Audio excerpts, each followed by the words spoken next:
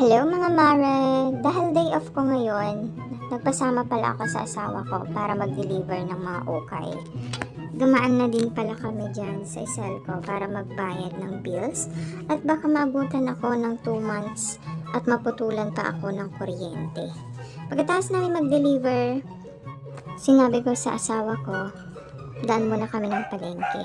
Bigla akong nagutom kaya dumaan muna kami sa palengke para bumili ng merienda.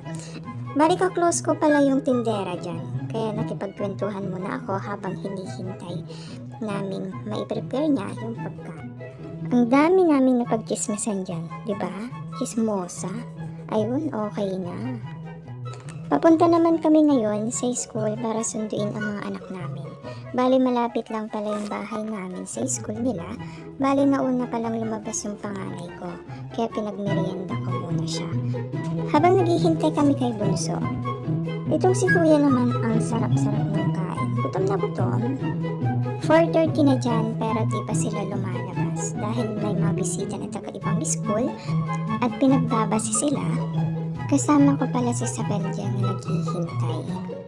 Palakad-lakad muna ako dyan mga mare habang naghihintay at nag-iisip kung ano naman ang ulam namin panggabihan. Kaya sakto may tanim kami sa grade 1 na kamote.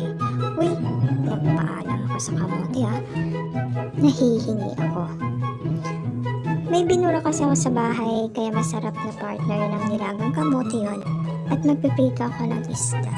Solve na naman mga mare ang dinner. Iparayag na pa. Pagkatapos ko kumuha ng talbos ng kamote dyan, nakipagkwentuhan muna ako sa mga kumare kong expired. Diba? Di ako nakawala ng kakwentuhan. Ganyan talaga daw mga mare pag chismosa nila. Ayun, sa wakas, lumabas na din sila. Success daw ang pagbabasa ng Bunso mga mare. Kaya palabas na din kami sa gate. At pinigay sa akin ni Bunso ang bag niya. Grabe ang bigat. May ginto ba to? Naghihintay na din pala yung mag-ama ko sa labas at uwi na kami para mapagluto. Okay na to?